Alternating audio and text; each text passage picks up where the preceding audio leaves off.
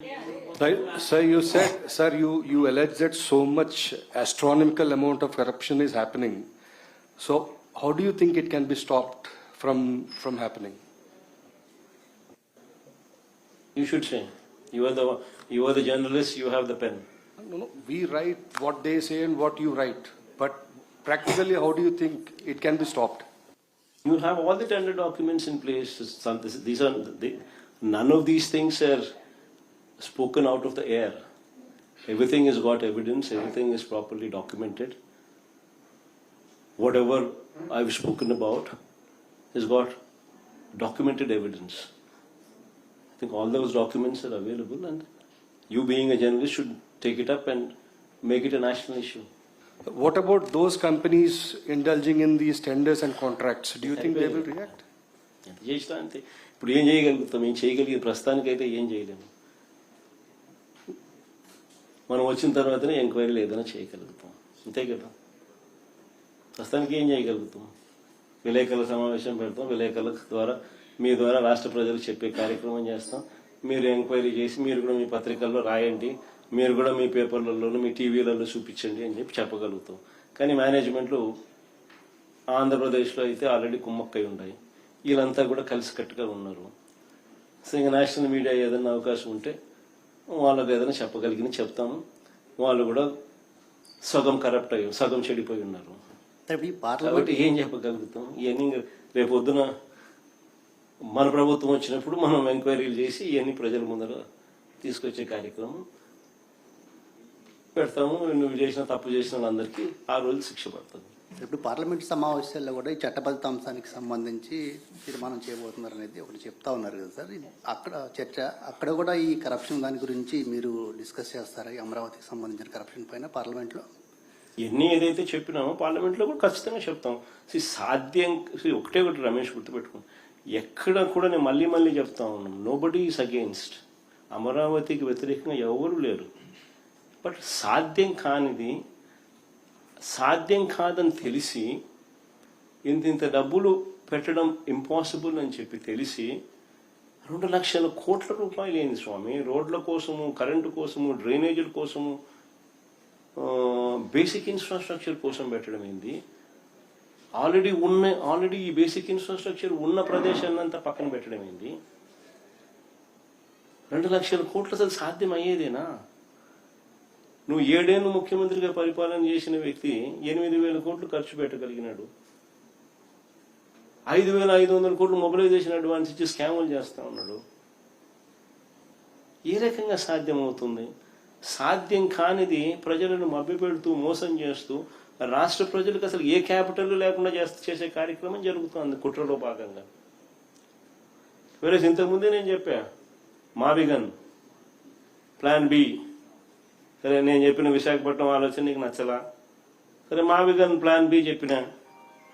Highway పక్క declare చేసి highway పక్కన కట్టు. ఆ బిల్డింగ్ ఇంకా ఆ నుంచి షిఫ్ట్ చేశాడు కట్టు. ఇంకా పూర్తిగా మొదలు పెట్టలే కదా, షిఫ్ట్ చేశాడు కట్టు. అట్లీస్ట్ ఈ ప్రాంతం అంతా బ్రహ్మాండంగా డెవలప్ అవుతుంది.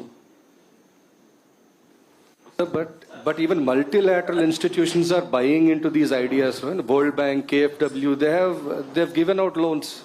మళ్ళీ కాంట్రాక్టర్ కు జిఎస్టీ మినహాయింపులు, ఎన్ఈసి మినహాయింపులు, సీనరేజులు, వీటి రూపేణా మళ్ళీ అదనంగా మరో 163 కోట్ల రూపాయలు లబ్ధి. ఈ 163 కోట్లు కూడా లెక్కేసుకుంటే మొత్తం 1,046 కోట్ల రూపాయలు. అంటే 554 కోట్లు గతంలో 2018లో ఖరారైన కాంట్రాక్ట్ విలువ ఇప్పుడు 1,046 కోట్లకు మళ్ళా ఇచ్చింది ఎవరికో తెలుసా? ఎన్సీసీ కట్టబెట్టారు. అప్పుడు ఎన్సీసీఏ కాంట్రాక్టర్, ఇప్పుడు మళ్ళీ ఎన్సీసీఏ కాంట్రాక్టర్.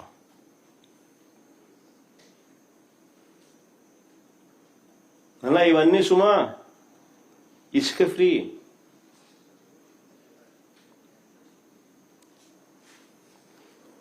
మొత్తంగా ఈ 5 టవర్లకు రాయితీలతో కలిపి 4,354 కోట్లకు కాంట్రాక్టులు ఇస్తే మళ్ళీ దీనికి అదనంగా ఏసీలంట, ప్లంబింగ్ అంట, ఎలక్ట్రికల్ అంట, ఫైర్ ఫైటింగ్ అంట, లిఫ్టులు అంట. ఈ పనుల కోసం మళ్ళీ 2316 కోట్లకు టెండర్లు పిలుస్తున్నారు. అడ్మినిస్ట్రేటివ్ శాంక్షన్ ఇచ్చినారు, పిలుచమని చెప్పినారు, పిలుస్తున్నారు. అంటే అన్నీ కలుపుకుంటే మొత్తంగా 5 టవర్లకు 6,671 కోట్ల రూపాయలు. మళ్ళీ దీనికి అదనంగా ఆ కట్టియా గవర్నమెంట్ కాంప్లెక్స్లలో అక్కడ ఇన్ఫ్రాస్ట్రక్చర్ అంటే అక్కడ డ్రైనేజు, అక్కడ సీవరేజ్ ట్రీట్మెంట్ ప్లాంటు. ఏదైనా ఫ్లాట్లలో మీరు ఉన్నారు అని అంటే ఆ ఫ్లాట్లలో ఉంటే అక్కడ డ్రైనేజ్ కనెక్షన్లు, అక్కడ ఆ కాంప్లెక్స్లో కావలసిన డ్రైనేజ్ కనెక్షన్లు, ఆ కాంప్లెక్స్లో ఇన్ఫ్రాస్ట్రక్చరు, ఆ కాంప్లెక్స్లో సీవరేజ్ ట్రీట్మెంట్ ప్లాంటు, వీటికి మళ్ళీ అదనంగా సపరేట్గా 1053 కోట్లు.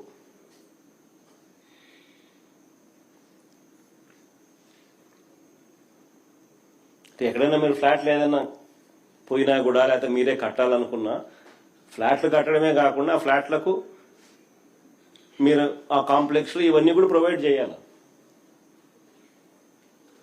అప్పుడే పోయి ఎవరైనా కూడా ఫ్లాట్లలో ఉండగలుగుతారు.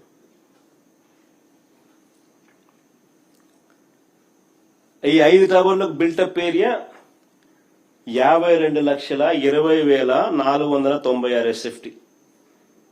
అంటే స్క్వేర్ ఫీట్కు 14,795 రూపాయలు పర్ SFT.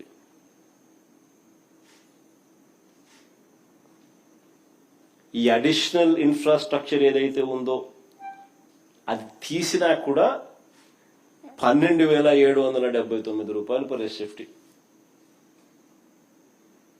దీనికి ఆ గవర్నమెంట్ కాంప్లెక్స్ లో అడిషనల్ ఇన్ఫ్రాస్ట్రక్చర్, ఈ ఇన్ఫ్రాస్ట్రక్చర్ అంతా 1053 కోట్లు కూడా కలిపితే స్క్వేర్ ఫీట్కు 14,795 రూపాయలు పర్ SFT. అన్నీ కలిపి 4,500తో చేస్తున్నారు హైదరాబాద్లో, బెంగళూరులో, చెన్నైలో. ఇక్కడ ఇన్ని మినహాయింపులతో ఈ రేట్లు. ఇలా ఇసుక ఫ్రీ, అది మర్చిపోకూడదు అందరం.